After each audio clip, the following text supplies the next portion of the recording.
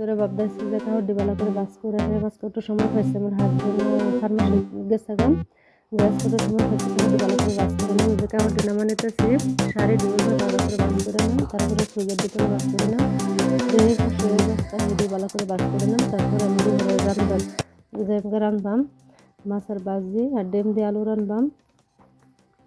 যেমন কাহডি বাস করা হয়ে গেছে, তারপরে এই পাশে ওই অবস্থা হেডি ভালো করে বাস করে নেন। তারপরে আমি রান্নার জামগা।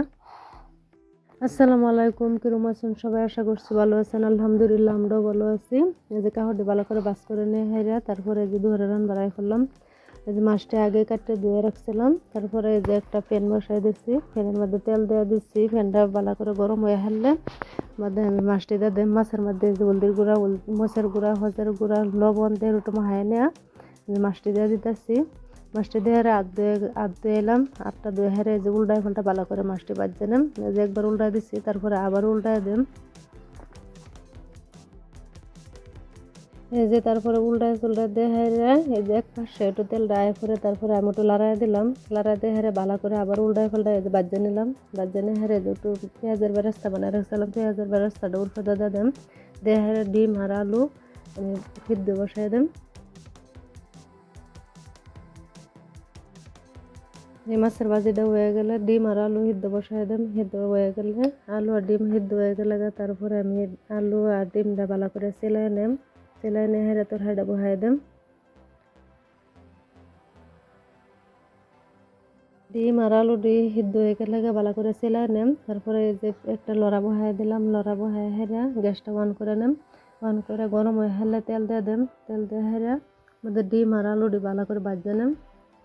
গ্যাসটা জ্বালাই দিলাম, তেল দিয়ে দেন, তেলটা গরম হয়ে হারলে ভালো করে ডিম দিয়ে একটু হলদির গুঁড়া দিয়ে ভালো করে ভাজে নেন। ভাজে নিয়ে এই তেলের মধ্যে আলুটি ভালো করে ভাজে নেন, ভাজে নিয়ে হেরে এই তেলের মধ্যে আমি বাদে তরকারিটা বানাইম।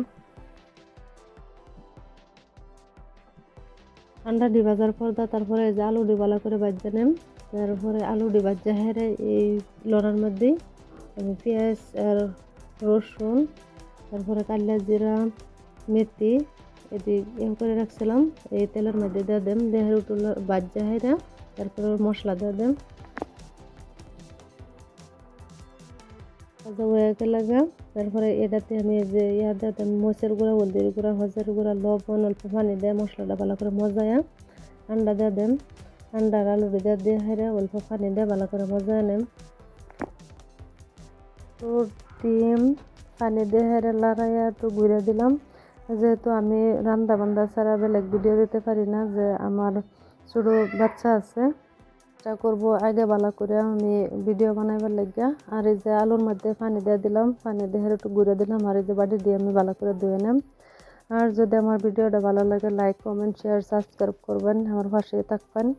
আর যদি কোনো ভুল কিছু কয়ে থাকি বা করে থাকি আমার ক্ষমা দৃষ্টিতে দেখবেন। এই যে বাড়িটি ভালো করে মর্দানি দিচ্ছি আর জায়গা মতনের বাড়ি দিয়ে আমি রেখে দেম। তারপরে তো হাইডে হয়ে গেলে আমি একটু গরম মশলা দিয়ে হেরে গ্যাসটা অফ করে দেম। আল্লাহ হাফিজ, আসসালামু আলাইকুম।